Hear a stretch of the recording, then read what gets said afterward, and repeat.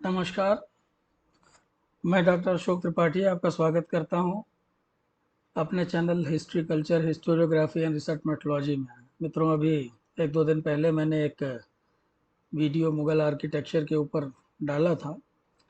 तो कुछ विद्यार्थियों ने मांग की कि दिल्ली सल्तनत के ऊपर भी एक वीडियो बनाएं और उसकी वास्तुकला के ऊपर। दोस्तों, जैसे कि आप सब लोग जानते हैं कि दिल्ली सल्तनत काल में अनेक शैलियों का विकास हुआ था। जो एक तो सल्तनत काल के जो राजवंशों की शैलियाँ थीं वो तो थीं ही, प्रादेशिक शैलियों का भी विकास हुआ था। तो आज प्रादेशिक शैलियाँ मैं नहीं ले रहा हूँ, उसके ऊपर अलग से वीडियोस बनाएंगे।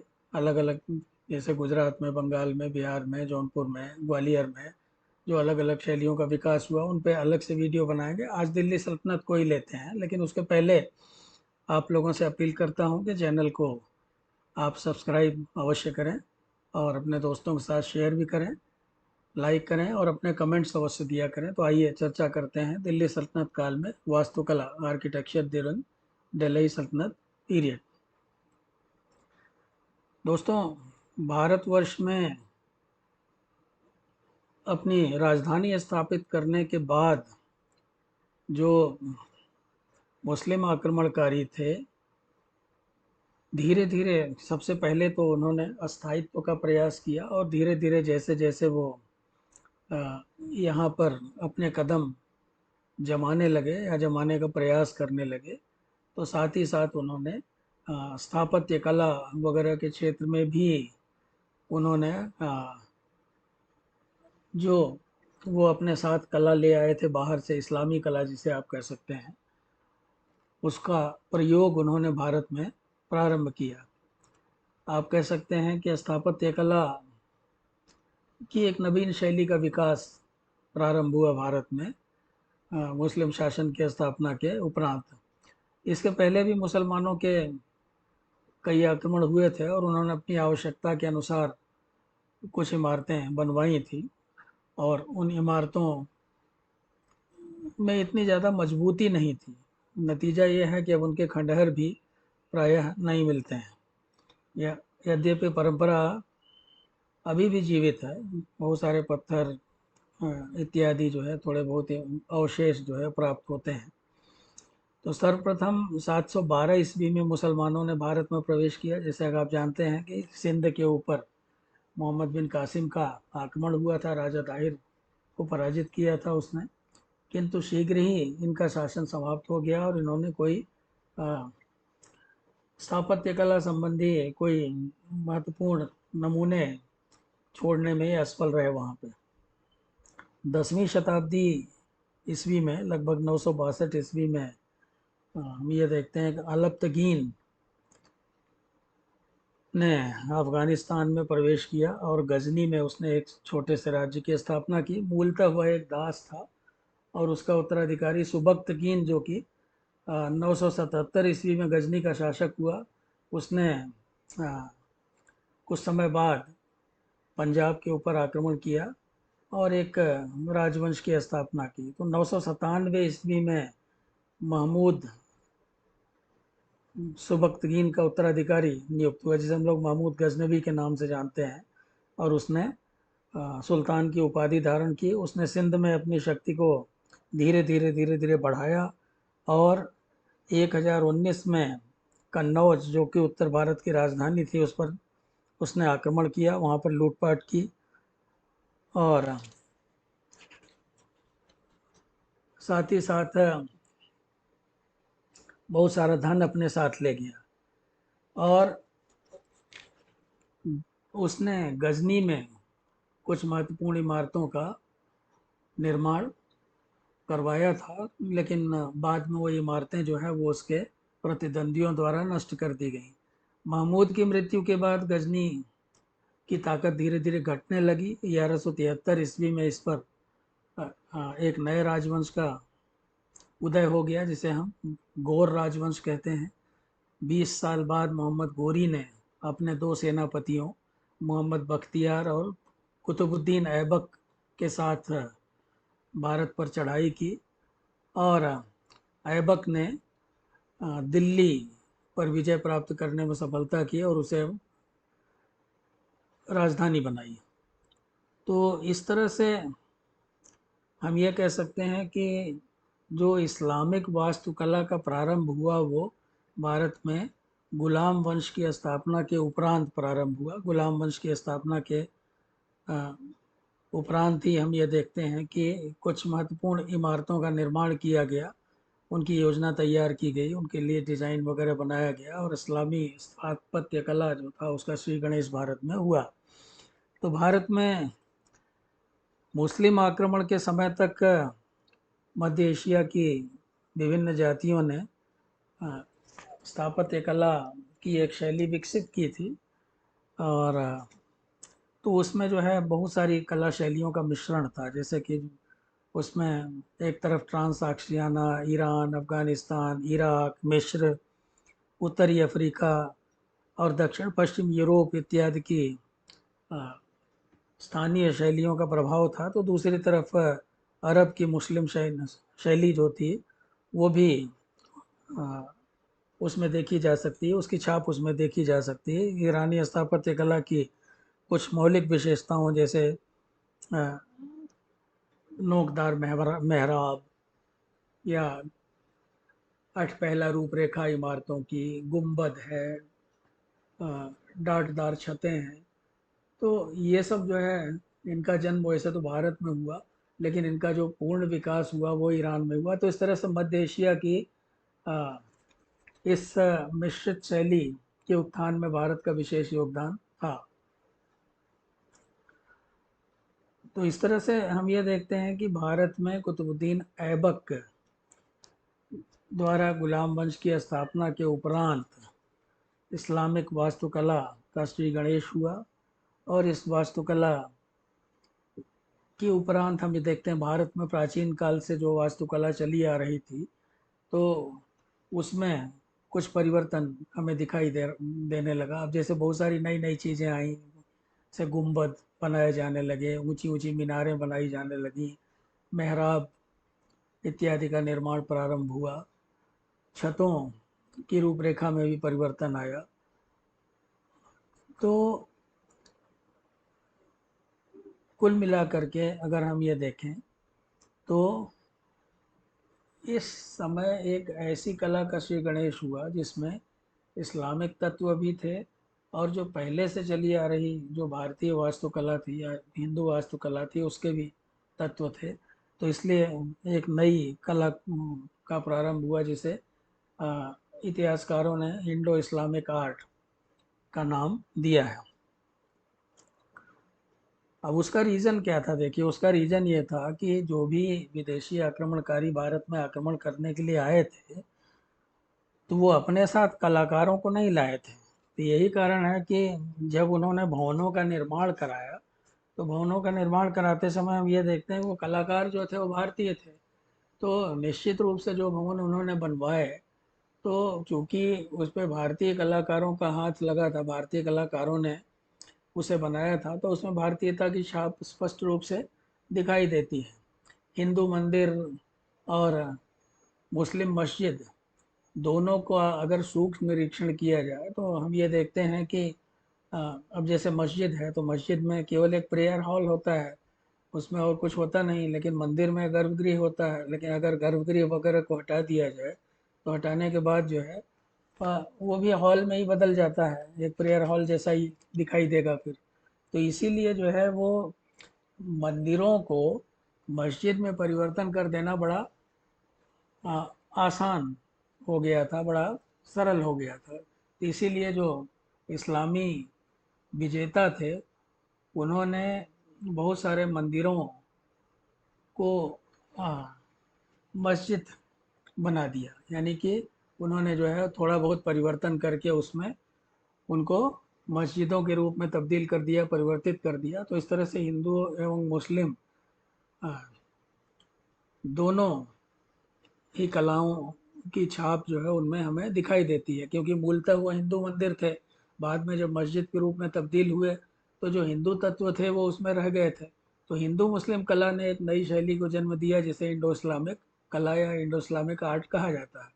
सल्तनत काल की जो इमारतें हैं उनकी एक विशेषता ये है कि अ, उनमें मजबूती और सुंदरता पर ध्यान दिया गया है। आज भी जो है बहुत सारी इमारतें जो हैं वो उस काल की अ, ज्यों की त्यों खड़ी हैं। एक चीज़ और आपकी जानकारी में रहना चाहिए कि भारत में गारे का प्रयोग नहीं होता था। तो सबसे पहले जो है गारे का प्रयोग इन्हीं लोगों ने प्रारंभ किया। और इस इसके अलावा इमारतों के निर्माण में कंक्रीट का प्रयोग, चूना इत्यादि का प्रयोग भी इसी काल में आरंभ हुआ। पत्थर भारत में बहुतायत उपलब्ध थे, तो इसलिए जो है अक्सर हम ये देखते हैं कि लाल बलुआ पत्थर का उपयोग इमारतों के निर्माण में हुआ है। सल्तनत काल में संगमरमर का प्रयोग बहुत ही कम न के बराबर हुआ है, लेकिन कहीं कहीं सजावट के लिए हम देखते हैं संगमरमर की पट्टियाँ इत्यादि हमें दिखाई देती हैं।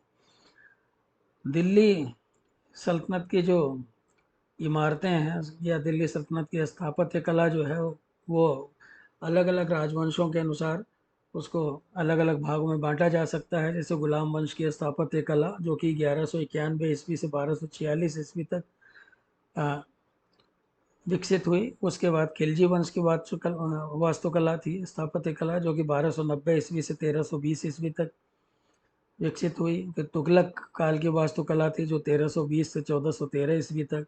सैयद वंश के समय में भी कुछ इमारतें बनी जो 1414 से 1449 ईस्वी तक बनी। फिर लोधी वंश की वास्तुकला जो है वो 1451 से 1557 ईस्वी तक हम देख सकते हैं। सबसे पहले हम गुलाम वंश की वास्तुकला की बात करें मित्रों, तो दिल्ली सल्तनत में सबसे पहले जिस स्थापत्य कला का विकास हुआ वो गुलाम वंश के दौरान हुआ। और गुलाम वंश की स्थापत्य कला जो है उसका प्रारंभ स्वयं गुलाम वंश के संस्थापक कुतुबुद्दीन ऐबक के समय से ही प्रारंभ हुआ। और इल्तुतमिश ने इस स्थापत्य कला को विशेष संरक्षण प्रदान किया और उसके द्वारा कुछ इमारतें बनवाई गईं। तो गुलाम वंश के शासकों के समय में बनी इमारतों में सबसे पहले जिस इमारत का नाम आता है उसे कुब्बतुल इस्लाम मस्जिद कहा जाता है। इसका निर्माण कुतुबुद्दीन ऐबक के द्वारा राय पिथौरा के नज़दीक एक कहते हैं कि कुछ मंदिरों को तुड़वा करके किया गया। और तो मुस्लिम आक्रमणकारियों के द्वारा बनवाई गई ये सबसे पहली इमारत है कुब्बतुल इस्लाम मस्जिद। और ऐसा कहा जाता है कि इसमें 27 हिंदू और जैन मंदिरों की भग्न सामग्री का प्रयोग करके इसे बनाया गया था। मंदिर के चबूतरे में कोई परिवर्तन नहीं किया गया। तो इस मस्जिद में एक बरामदा इसके चारों ओर हमें दिखाई देता है जिसमें ढेर सारे स्तंभ हैं। एक आयताकार सहन है जिसकी लंबाई 141 फीट और चौड़ाई 105 फीट है। तो इस मस्जिद के पश्चिमी भाग में जो इबादत खाना है या पूजा गृह है और शेष तीन ओर से इसमें प्रवेश किया जा सकता है। तो इस इमारत की मुख्य विशेषता इस्लामिक शैली की मेहराबदार दरवाज़ों की पर्दे जैसी दीवार है जिस पर इस्लामिक शैली की सजावट है। और उस पर कुछ कुरान की आयतें भी देखी जा सकती हैं जो उस पर खुदवाई गई थी। बाद में इल्तुतमिश और अलाउद्दीन खिलजी ने इसमें कुछ परिवर्तन किए और इसके आंगन और इबादत खाने का थोड़ा विस्तार कराया गया, एक्सटेंशन कराया गया। पर्सी ब्राउन जो कि बहुत बड़े वास्तुविद थे, उन्होंने इंडियन आर्किटेक्चर नामक पुस्तक लिखी है। तो वो ये अपनी पुस्तक में लिखते हैं कि अपनी कलात्मकता और स्थापत्य कला संबंधी विशेषता के साथ साथ दिल्ली में यह मस्जिद अपनी मेहराबों की पंक्तियों के कारण उल्लेखनीय है। राय पिथौरा का किला यद्यपि दिल्ली के 7 ऐतिहासिक नगरों में से एक है, लेकिन ऐसा माना जाता है कि इसका जो उतना ज़्यादा इसका जो सामरिक महत्व नहीं था। दोस्तों, दिल्ली सल्तनत की जो दूसरी महत्वपूर्ण इमारत है वो कुतुब मीनार है। कुतुब मीनार जो है वो 228 फीट ऊंची बिल्डिंग है और 360 सीढ़ियाँ हैं इसमें। इस इमारत का निर्माण 1199 ईस्वी में कुतुबुद्दीन ऐबक ने प्रारंभ करवाया था, ऐसा कहा जाता है। किंतु इसे पूरा करवाने का श्रेय इल्तुतमिश को दिया जाता है। तो 1212 ईस्वी में पूरी हुई है इमारत। और इस इमारत के निर्माण का उद्देश्य क्या था, इसके संबंध में इतिहासकारों में दो दल हो गए हैं। तो इतिहासकारों का एक दल या एक समुदाय ये कहता है कि इसका निर्माण मुअज्जिन को अजान देने के लिए हुआ था, किंतु इतिहासकारों का दूसरा समुदाय जो है वो इस बात को नहीं मानता। उसके अनुसार इसका निर्माण का उद्देश्य ये था कि लोगों को इस्लाम की ताकत से चमत्कृत किया जाए, परिचित कराया जाए। कुतुब मीनार मूल रूप से 4 मंजिल की इमारत थी, और लेकिन ऐसा कहा जाता है कि इसके ऊपर की मंजिल संभवतः बिजली वगैरह गिरने से नष्ट हो गई थी। तो फिरोज तुगलक ने इसमें एक मंजिल और बनवा दी थी बाद में, तो ये 5 मंजिल की इमारत बन गई। तो ये लाल पत्थर से बनी हुई है। इसकी बाहरी दीवारों पर अरबी एवं फारसी में कुछ लेख भी आप देख सकते हैं जो खुदवाए गए हैं। देवनागरी में भी इस पर कुछ लेख प्राप्त होते हैं, जिसके आधार पे बहुत सारे इतिहासकार यह मानते हैं कि यह एक हिंदू भवन है। किंतु ये पूर्ण रूप से यह कहना बड़ा कठिन है कि यह हिंदू भवन है कि इस्लामिक भवन है। वास्तव में दोनों का मिला जुला रूप है, क्योंकि इसमें जो सामग्री अ, का प्रयोग किया गया है वो निश्चित रूप से हिंदू भवनों की सामग्री ही उसमें उपयोग में ले आई गई है। मीनार और ऊंची इमारतों का निर्माण जो है वो इस्लामी स्थापत्य कला में प्रायः देखा जा सकता है। ये उनका एक प्रमुख लक्षण होता था। और पश्चिम एशिया में भी जो है मीनारें वगैरह बनवाने की परंपरा व्याप्त थी। कुतुबुद्दीन ऐबक ने एक अन्य महत्वपूर्ण इमारत का निर्माण राजपूताना में कराया, जो कि 2.5 दिन का झोपड़ा के नाम से प्रसिद्ध है। और इसका निर्माण भी जो है वो कुब्बतुल इस्लाम मस्जिद की तरह ही किया गया है। वो अब कहते हैं कि ये पहले राजा विग्रह बीसल देव द्वारा बनवाया गया एक मंदिर था, और जिसको कि तोड़ फोड़ करके और जिसमें कुछ काट छाट करके इसको मस्जिद का रूप दे दिया गया। तो इस तरह से ये 2.5 दिन का झोपड़ा के नाम से प्रसिद्ध हुआ। और तो निश्चित रूप से चूंकि हिंदू इमारत को कन्वर्ट करके इसको बनाया गया था, तो इस पर हिंदू प्रभाव देखा जा सकता है। इसके ऊपर मानव की आकृतियाँ उत्कीर्ण हैं, और जिन्हें बाद में कहीं कहीं कभी कभी देखते हैं उसको तोड़ने का भी प्रयास किया गया है। गुलाम वंश का दूसरा जो महत्वपूर्ण निर्माता था वो इल्तुतमिश था।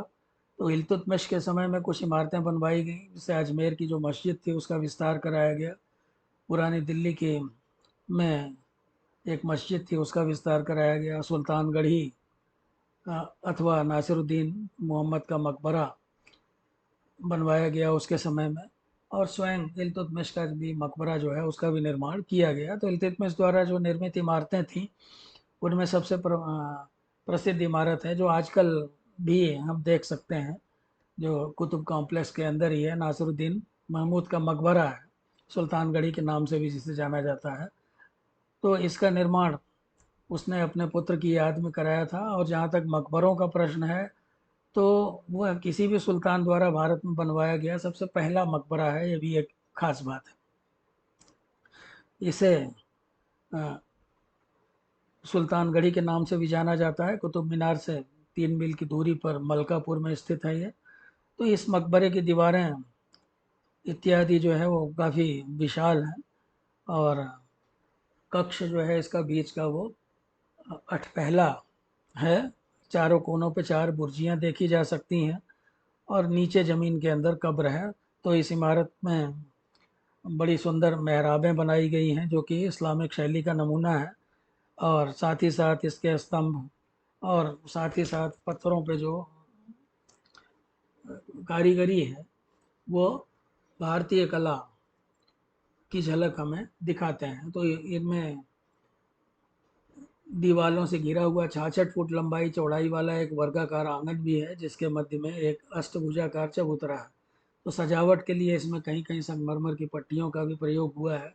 पर्सी ब्राउन इस इमारत की कला शैली की काफ़ी प्रशंसा करते हैं और इसे एक अच्छी हिंदू मुस्लिम कला का वो नमूना मानते हैं।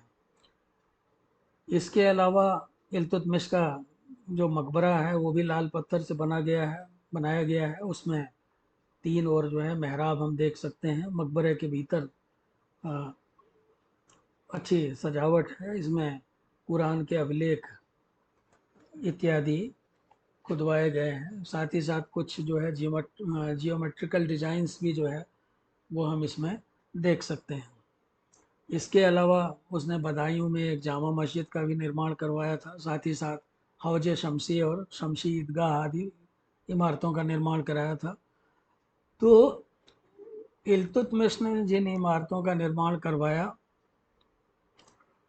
उनमें हम ये देखते हैं कि इंडो इस्लामिक कला धीरे धीरे उभर करके बड़े स्पष्ट रूप से सामने आ रही थी। और इल्तुतमिश के जो उत्तराधिकारी थे वो बहुत अयोग्य थे। तो वो राजनीतिक समस्याओं में ही उलझ करके रह गए। उन्होंने कोई इस तरफ ज़्यादा ध्यान नहीं दिया। हाँ, एक इमारत हम ये कह सकते हैं इस काल की और थी, वो बलबन का मकबरा था जो कि राय पिथौरा के किले के दक्षिण पूर्व में स्थित है। और इसके अवशेष हमें मिलते हैं, लेकिन ये अवशेष जो है वो उतने सुंदर नहीं हैं। भारत में पहली बार हम ये देखते हैं कि सही जो जिसे ट्रू आर्च कह सकते हैं हम, सही मेहराब, वो बलबन के मकबरे में ही दिखाई देता है हमें। वर्गाकार कक्ष है इस मकबरे में एक। और इसके पूरब और पश्चिम में भी छोटे छोटे कक्ष बने हुए हैं। मेहराब जो कि इस्लामिक शैली की विशेषता है वो यहाँ भी देखी जा सकती है। तो कुल मिलाकर के निश्चित रूप से ये एक प्रभावशाली इमारत रही होगी। आइए मित्रों, अब हम बात करते हैं खिलजी काल के स्थापत्य कला का।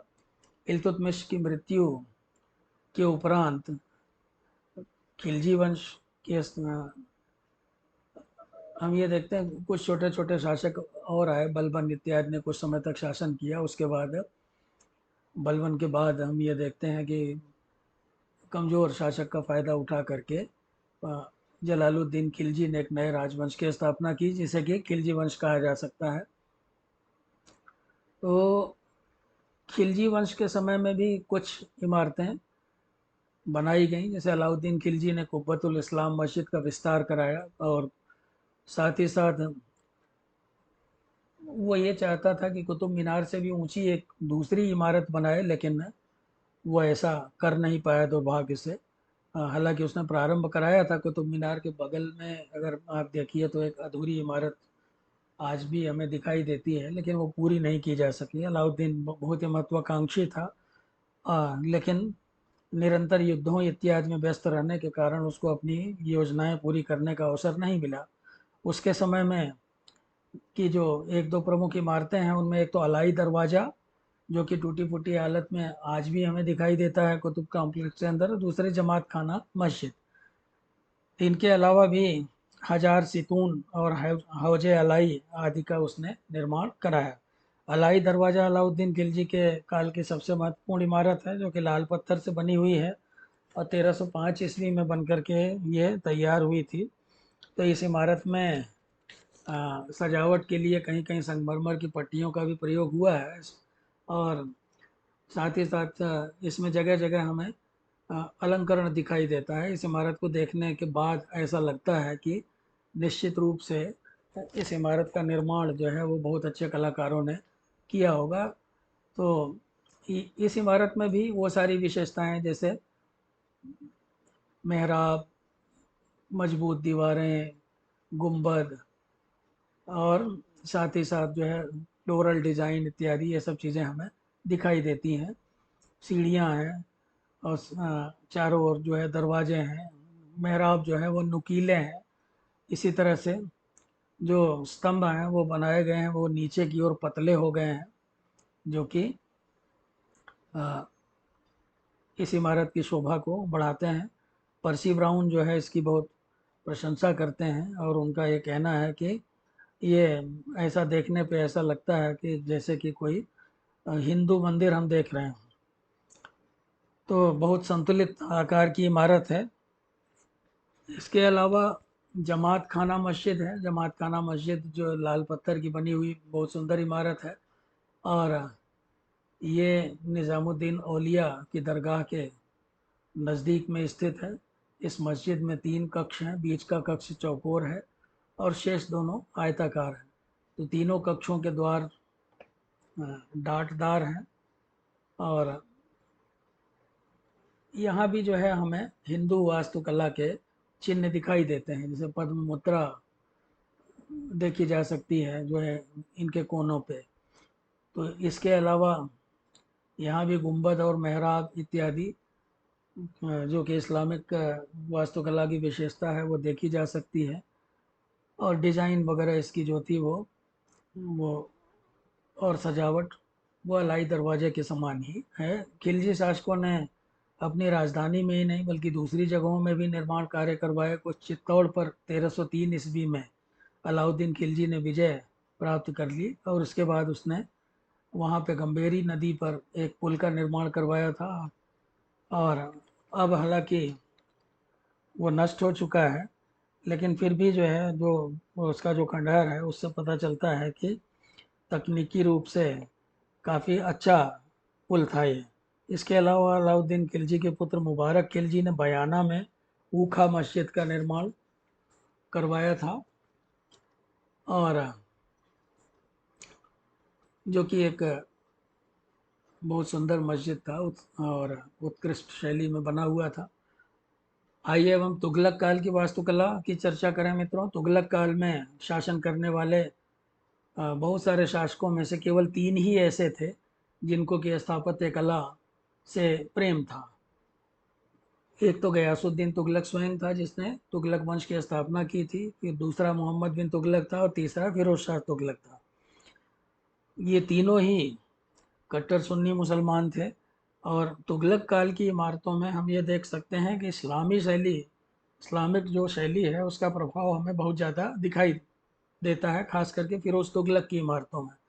तो स्थापत्य कला की दृष्टि से तुगलक काल की इमारतें अ, थोड़ा पहले अपने पूर्व काल के शासकों की अपेक्षा थोड़ी भिन्न हैं, थोड़ी अलग हैं, या कह सकते हैं कि खिलजी और गुलाम वंश की इमारतों से थोड़ी अलग हैं।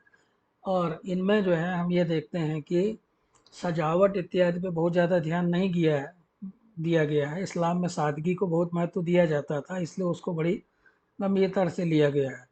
तुगलक काल में ये भी हम देखते हैं कि जैसे अलाउद्दीन खिलजी जो था वो आर्थिक रूप से बहुत समृद्ध था। उसने बहुत सारे आर्थिक सुधार किए थे, राजस्व सुधार इत्यादि किए थे, कृषि सुधार किए थे।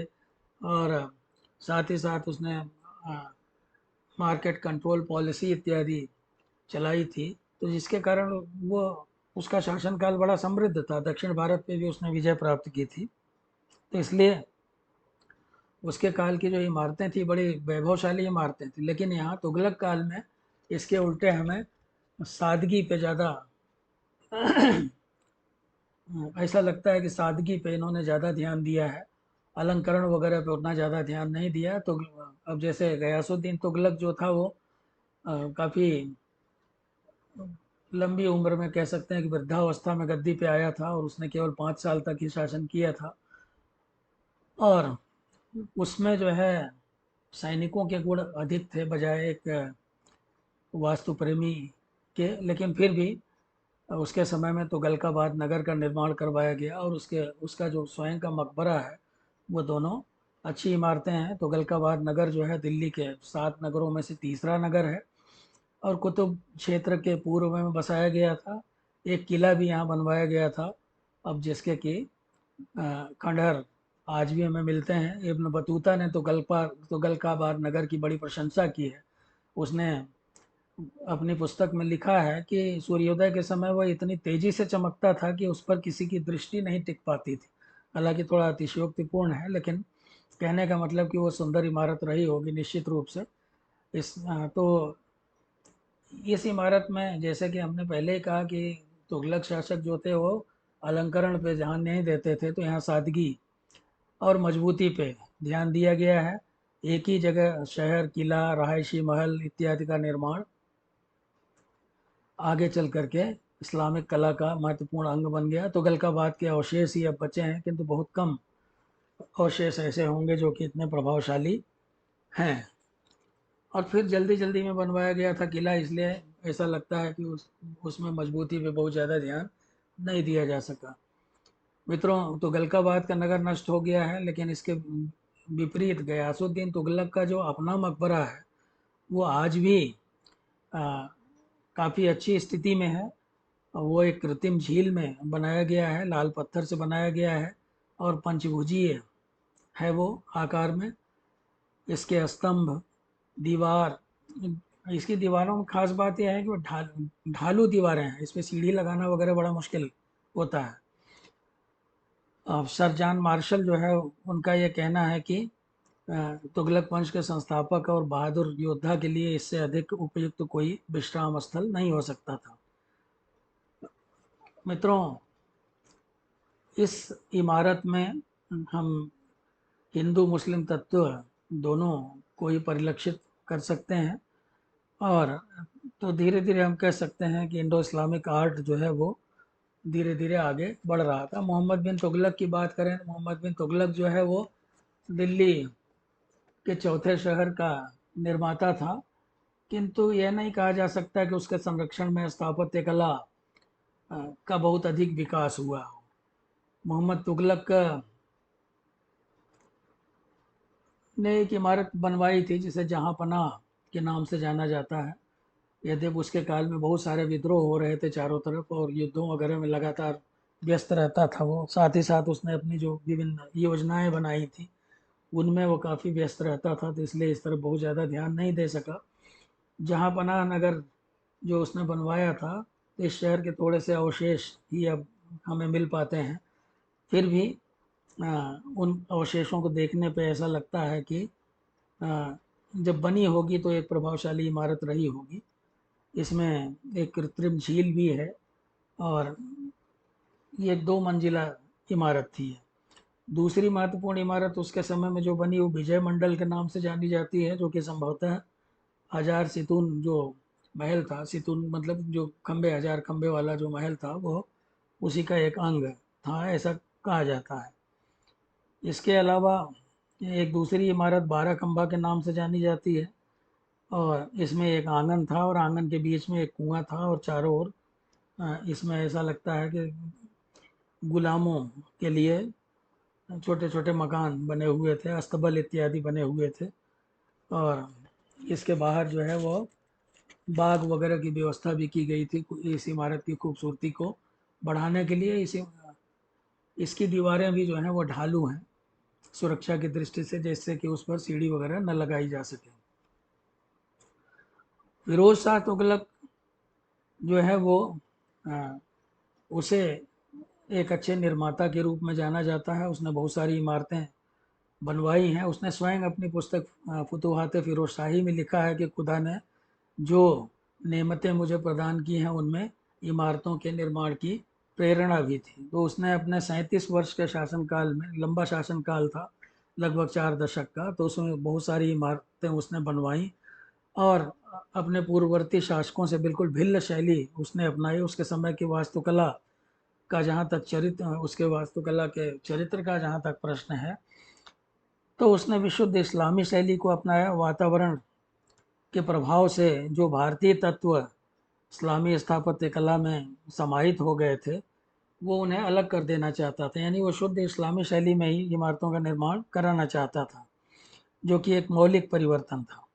धर्मनिरपेक्षता में विश्वास नहीं करता था वो। तो इस्लामी कानूनों का पालन किया जाता था, शरीयत को मानता था, उसके अनुसार चलने का प्रयास करता था। तो जिसका प्रभाव जो है उसके वास्तुकला में भी दिखाई देता है। फिरोज शाह तुगलक को दिल्ली के 5वां शहर बसाने का श्रेय है। वो फिरोजाबाद के नाम से जाना जाता है, जिसे यमुना नदी के किनारे अ, इसका निर्माण कराया गया था। 1354 ईस्वी में इसका निर्माण प्रारंभ हुआ था और हालांकि अब इसके खंडहर ही बचे हैं, लेकिन देखने से लगता है कि ये शहर भी जो है तुगलकाबाद शहर की तरह ही रहा होगा। तो फिरोजा बाद जो है वो एक रहायशी इमारत थी तो ये। और इसमें हम ये देखते हैं कि एक आयताकार भूभाग पे बनी हुई थी। और आधा मील ये जो है उत्तर दक्षिण की ओर इसका विस्तार है, और 1/4 मील जो है पूर्व पश्चिम की तरफ है। इसके अंदर एक आंगन है, और मुख्य द्वार पर हम ये देख सकते हैं कि रक्षकों का कक्ष है। इसमें जगह जगह विभिन्न प्रकार के पैविलियंस का निर्माण किया गया है, जैसी जैसी आवश्यकता थी। और एक मस्जिद भी जो है इसके इस इमारत के अंदर है। तो फिरोज शाह तुगलक के द्वारा बनवाई गई जो इमारतें थीं, उसमें उसका अपना मकबरा भी बहुत महत्वपूर्ण है। आज भी जो है अपनी पूर्व स्थिति में है। इसके निर्माण में बहुत साधारण शैली का प्रयोग किया गया है, क्योंकि वो सादगी पसंद था। और एक बहुत ही सादी इमारत है। तो वर्गाकार आधार पर बनी हुई इमारत है, और इस पर केवल एक ही गुंबद है। इसके अलावा मित्रों, निजामुद्दीन औलिया की दरगाह के पास में एक और इमारत मिलती है, जिसे खान जहाँ तिलंगानी का मकबरा कहा जाता है, जो कि फिरोज शाह तुगलक के समय में बनवाया गया था। और संभवतः उसका निर्माण जो है वो